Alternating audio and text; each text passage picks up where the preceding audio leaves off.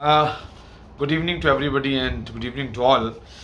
DNB का registration start हो गया, जैसे कि आज 8 तारीख है और स्टार्ट होना था। रजिस्ट्रेशन स्टार्ट हो गया है और आज हैंडबुक आ गई उनकी, यानी कि जो प्रॉस्पेक्टस कहते हैं जिसको, रिलीज़ हो गया। रूल चेंज नहीं किया, पूरा यू टर्न कर दिया है काउंसलिंग को। जिन कैंडिडेट्स ने ऑल इंडिया 50% या स्टेट से कोई भी सीट ज्वाइन कर ली है, अलॉट नहीं हुई है, ज्वाइन कर ली है, वो अब डीएनबी की काउंसलिंग में पार्ट नहीं ले पाएंगे। ये क्लियरली उन्होंने मेंशन किया है और ये पहली बार ऐसा हुआ है। पहले ऐसा नोटिस कभी नहीं आया था। जैसा कि मैंने बताया था, इस बारे में कोर्ट में केस भी फाइल हुआ था जिसकी हियरिंग आज ही थी। तो आज ही ये रिजल्ट, तो आज ही गवर्नमेंट ने हैंडबुक में ये बात उन्होंने लिख दी है कि वही बच्चे जाएंगे जिन्होंने सीट्स ले ली हैं, ज्वाइन कर लिया है, वो नहीं जाएंगे जिन्होंने नहीं किया है। और एक डाउट ये है कि क्या जिन्होंने ऑल इंडिया की सीट्स ली वो 12 तक ज्वाइन कर सकते हैं, वो 12 तक रिज़ाइन करके जा सकते हैं या नहीं, ये कह पाना बहुत टफ है, क्योंकि ये बात वहाँ पे कहीं लिखी हुई नहीं है। लेकिन अगर हम वर्ड को समझें, उन्होंने लिखा है आपने ज्वाइन कर लिया। अगर आपने ज्वाइन कर लिया तो अब आप एलिजिबल नहीं रहे, लेकिन अगर डेट बढ़ी है, 12 तक का टाइम और मैं सीट छोड़ देता हूँ तो शायद मैं कर सकता हूँ, ये हो सकता है। इसके लिए आप मेल करें एनबी को, ज़्यादा से ज़्यादा उनसे रिक्वेस्ट करें। ये रूलिंग चेंज की है उन्होंने, कहीं ना कहीं बहुत बड़ा इफेक्ट देगा ये काउंसलिंग में। जो लग रहा था नेगेटिव इफेक्ट होगा, वो कहीं ना कहीं पॉजिटिव में बदल सकता है इसकी वजह से। एक बात और है, सीट्स की अगर बात करें, सीट मैट्रिक्स की, बच्चे बहुत ज़्यादा परेशान थे सीट्स को लेके और बच्चों को झटका सा भी लगा है जब सीट मैट्रिक्स आई है। लास्ट ईयर से अब तक कुल 700 सीट्स ही हैं जो कि अपडेट हुई हैं, एग्रीगेटेड होके आई हैं। और लेकिन उसमें लिखा हुआ है कि हम राउंड 2 में सीट्स बढ़ा के देंगे। राउंड 2 में सीट्स बढ़ सकती हैं, इसका मतलब है कि राउंड 2 में सीट्स बढ़ेंगी और न्यू सीट्स ऐड कर सकते हैं। तो 700 सीट टिल नाउ के लिए बढ़ी हैं। टोटल 3026 सीट्स हैं जो कि अवेलेबल हैं। बाकी जो सीट्स हैं वो बढ़ जाएंगी, उसकी आप टेंशन ना लें, क्योंकि 4056 एग्रीगेटेड ऑलरेडी उनकी साइट पे दिखा रही थी।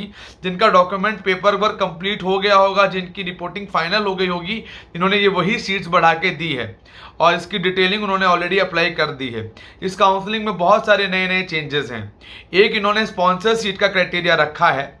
जैसे कि इन सर्विस कैंडिडेट होते थे ना, ऐसा ही इस बार स्पॉन्सर सीट है।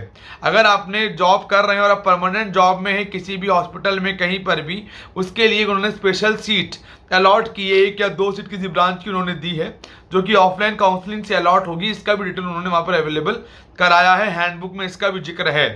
ईडब्ल्यूएस कोटा भी इस साल अप्लाई होगा। इसके लिए सेक्शन D3 में एक एफिडेविट, एक फॉर्मेट बना हुआ है। उस फॉर्मेट में आपको डॉक्यूमेंट बना के ले जाने हैं और जाके सबमिट करने हैं डीएनबी के राउंड 1 की काउंसलिंग के लिए। अगर आप ईडब्ल्यूएस को अगर एप्लीकेबल हैं और ईडब्ल्यूएस अप्लाई करते हैं तो उस कंडीशन के लिए आपको डॉक्यूमेंट अपलोड कराने होंगे और वो चाहिए होगा। अगर आप ओबीसी हैं तो ओबीसी का एक प्रिस्क्राइब परफॉर्मा उन्होंने ऑलरेडी दिया हुआ है, वो भी आपको भर के सबमिट करना है। ये कुछ चीज़ें हैं जो ऑलरेडी इस बार के चेंजेस हुए हैं और ये कहीं ना कहीं परेशान भी कर रहा है कुछ बच्चों को, कुछ के लिए बहुत फ़ायदेमंद भी है। ये कहीं ना कहीं एक पॉजिटिव इफेक्ट भी डालेगा कुछ जगहों पर, कुछ बच्चों को नुकसान भी देगा। लेकिन हाँ, ब्लॉकिंग अभी भी होगी, लेकिन थोड़ी कम होगी, मतलब क्वांटिटी थोड़ी घटेगी ब्लॉकिंग की, लेकिन होगी ज़रूर, बिल्कुल रुकेगी नहीं मेरे हिसाब से। सो ये रूल पहली बार आया है। जो अच्छे रैंकर्स थे और उन्होंने कॉम्प्रोमाइज़ करके कोई ब्रांच ली थी एमडीएमएस में, उनको ज़रूर नुकसान हुआ है, ये उनके लिए नुकसान की बात है भी। लेकिन जो थोड़े पीछे रैंकर थे, जो अच्छे रैंकर थे, जिन्होंने सीट नहीं ली है, वो डीएनबी पे ही थे, उनको फ़ायदा भी हुआ है। ओवरऑल कैलकुलेशन इस बात की है, तो जो ज़्यादा नेगेटिव इफेक्ट नज़र आ रहा था वो जो ज़्यादा नेगेटिव होता हुआ नहीं नज़र आएगा। वो कहीं ना कहीं वो एवरेज में आके चीज़ रुक जाएगी और आपको समझ में भी आ जाएगा कि कहाँ तक चीज़ जा रही है और कितना हमारे लिए बेनिफिशियल है, हमारा नुकसान के लिए है, वो हमारे ऊपर डिपेंड करता है।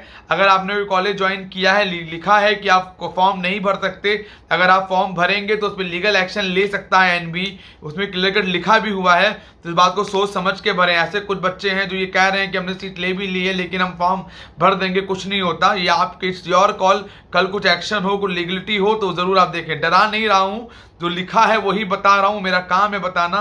जो लिखा है मैं आपको वही समझा रहा हूँ।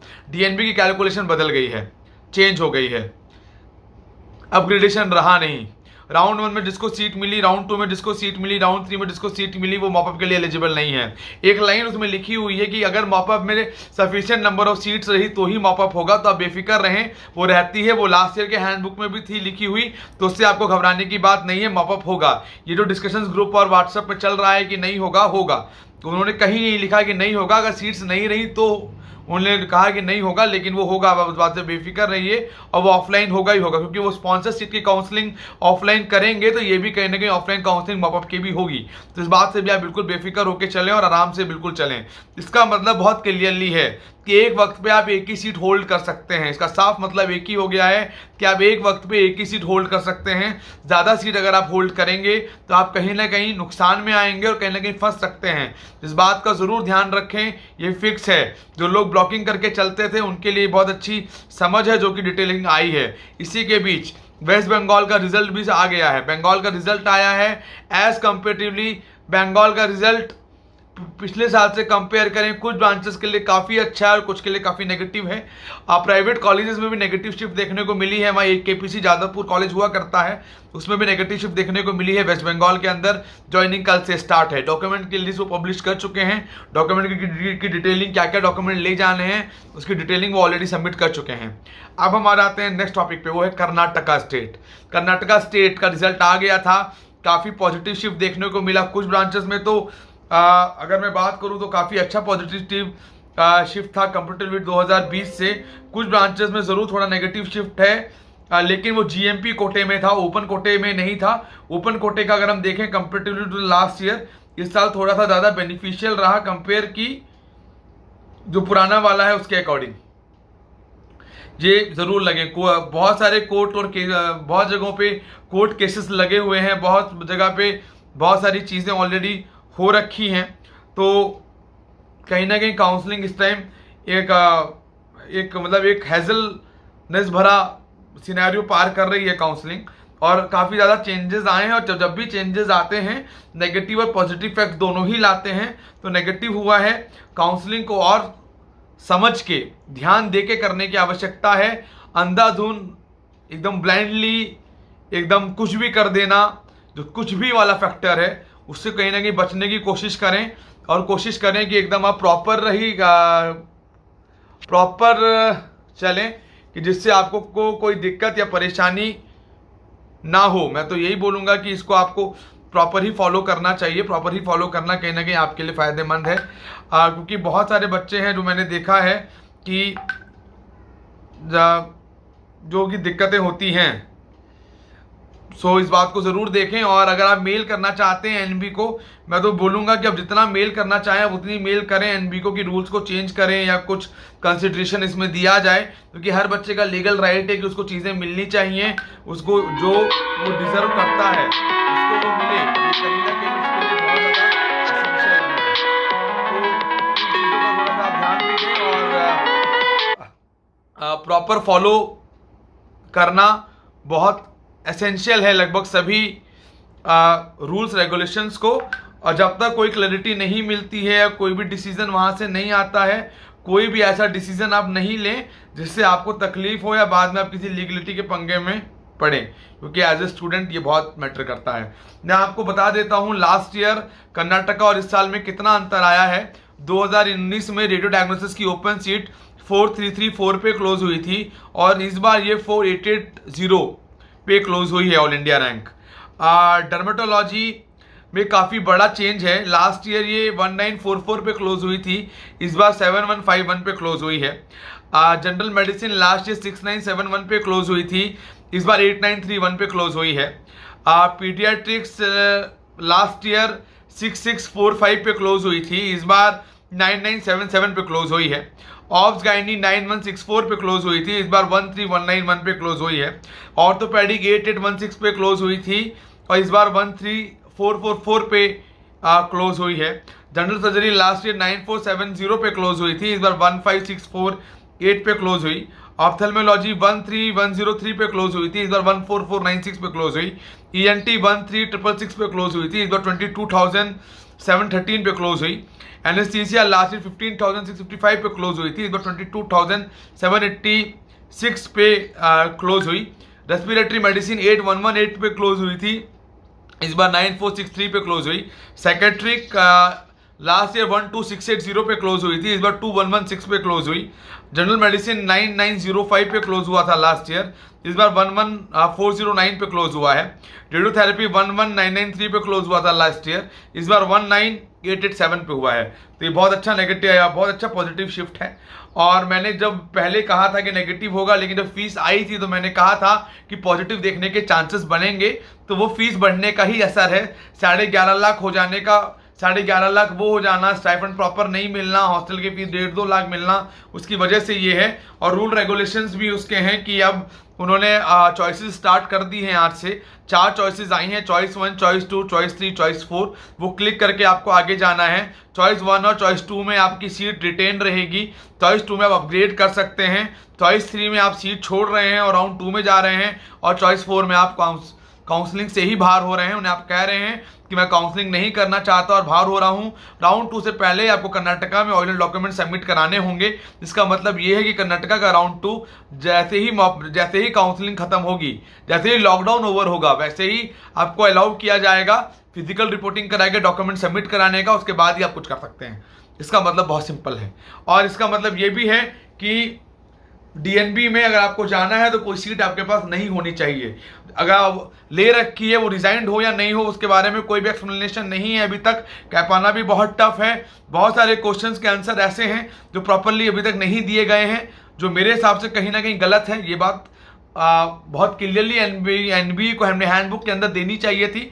आप इसके अगेंस्ट जा सकते हैं, मेल कर सकते हैं, रिक्वेस्ट कर सकते हैं, उनसे कह सकते हैं कि हमने आपको पर इन्फॉर्मेशन नहीं दी आपने हमें, जिसकी वजह से कंफ्यूजन क्रिएट हुई और एज ए कैंडिडेट आपको नुकसान हो रहा है। साल बहुत इंपॉर्टेंट होता है और अगर नंबर अच्छे आए तो हर एक चीज़ मिलने को आप डिफर करते हैं। मतलब बहुत ज़रूरी है चीज़ों को, तो आप ज़रूर देखें और चीज़ों को आप फॉलो करें और होप सो कि आपको चीज़ें सही टाइम पे मिल जाएं और जो कॉलेज आप चाहते हैं आपको कॉलेज मिले। और एज ए काउंसलर मैं तो यही चाहता हूं कि हर बच्चे को सीट मिलनी चाहिए भी, और ज़रूर मिले। बहुत मेहनत करके ही चीज़ें आती हैं, बिना मेहनत किए कुछ भी नहीं आता। इतने नंबर आए हैं, इतनी मेहनत से ही आए हैं, और अचानक से डिसीजन चेंज हो जाए। लेकिन हाँ, ब्लॉकिंग वाला शब्द गलत है। ब्लॉकिंग किसी को नहीं करनी चाहिए। एक तरीके से डिसीजन सही भी है। कोई मुझे डिप्लोमेटिक कहे कि डिप्लोमेटिक बात कर रहा हूँ तो अलग है, लेकिन जो सच है वो सच है। एक वक्त पे एक ही सीट होनी चाहिए, लेकिन ये बात पहले इन्फॉर्म कर देनी चाहिए थी, जो कि इन्होंने एकदम इन्फॉर्म करी है। जैसे ही डिटेलिंग आई थी शुरू में ही एमसीसी की, तभी डीएनबी रिलीज कर देता कि वो एक ही मौका देगा, जिसने सीट ली है वो अलाउ नहीं होंगे। तो कैंडिडेट उसके अकॉर्डिंग ही प्लान आउट करते, ना कि बैकअप बनाने के चक्कर में उन्होंने रिस्क ले लिया। और ऐसा स्टेट काउंसलिंग में बहुत ज़्यादा हुआ है, क्योंकि उनका टाइम भी खत्म हो चुका है रिजाइन करने का। तो काफ़ी बड़ा हर्डलनेस है कुछ बच्चों के लिए। महाराष्ट्र के बच्चों के लिए इस बात का हर्डलनेस है कि उनका रिजल्ट नहीं आया है, बहुत कंफ्यूज है क्या करें और क्या नहीं करें। बंगाल में तो चलिए क्लियर हो गया कि रिजल्ट आ गया है, तो उन्हें आइडिया लग जाएगा कि उन्हें सीट लेनी है या नहीं लेनी है, छोड़नी है या आगे जानी है। ये बात वो अच्छे से कैलकुलेट कर लेंगे। महाराष्ट्र थोड़ा हैजल में भरा रहेगा और हिमाचल भी हैजलनेस है, लेकिन हो सकता है कल परसों के अंदर उनका भी रिजल्ट आ जाए। कोई क्वेरी हो, कोई इंक्वायरी हो आप करना चाहते हो, 9675200801 9690796426 पे कॉल कर सकते हैं, व्हाट्सअप कर सकते हैं, प्रॉपर टच में रह सकते हैं। हम आपको पेड सर्विसेज की गाइडेंस भी देते हैं शुरू से लेकर एंड तक की। एडमिशन की कोई गारंटी नहीं देता हूँ, सिर्फ सर्विसेज देने की गारंटी है। और सर्विसेज में पूरा क्लेम करता हूँ कि सर्विसेज आपको गलत गाइड नहीं की जाएगी। जो भी इन्फॉर्मेशन होगी वो सही इन्फॉर्मेशन होगी, और पूरी कोशिश करेंगे कि आपको सीट मिले। इस साल नहीं मिलती है तो भी अगले साल ट्राई करें। जो बैक रैंकर्स हैं, कुछ थोड़े पीछे रैंक के, वो भी डीएनबी ट्राई कर सकते हैं। कोशिश करें। 726 सीटें फिलहाल अभी इंक्रीज हुई हैं, और वी होप सो कि लगभग कुछ और सीटें राउंड 2 में एड ऑन होंगी। जो 4000 का एस्टिमेट था वो जरूर पूरा होता हुआ नजर आ रहा है। राउंड 1 जितना नेगेटिव सोच रहे थे उतना नहीं होगा, नेगेटिव रहेगा लेकिन उतना ज़्यादा नहीं रहेगा। शेयर करें, सब्सक्राइब करें और चैनल को, और लोगों तक इन्फॉर्मेशन पहुंचाएं कि जिनको सही गाइडेंस मिल पाए, वो मिसगाइड ना हो पाए, प्रॉपर चीज़ों को फॉलो करें। So bye bye, take care, have a good day ahead. We will meet you soon in my next video regarding NEET PG counselling 2020। DNB को लेके, स्टेट को लेके कोई भी न्यूज़ आएगी मैं अपडेट करूंगा। और जो मेरे रजिस्टर्ड कैंडिडेट्स हैं उनसे रिक्वेस्ट है कि वो मेरे टेलीग्राम वाला जो ग्रुप है पेड मेंबर्स का, उसमें आप रहें डीएनबी के लेके, और हर इन्फॉर्मेशन वहाँ शेयर करता रहूँगा। चॉइस फिलिंग सब कुछ देख के बनाई गई है, वो मिल जाएंगी आपको। एंड वी होप सो कि कॉलेजेस मिलेंगे। पेशेंस का खेल होता है डीएनबी, पेशेंस रखना ज़रूरी है। हड़बड़ाएंगे तो गाड़ी बहुत जल्दी लीक से निकल जाएगी, इस बात का ध्यान रखें। सुबह bye, take care and have a good day ahead, bye bye.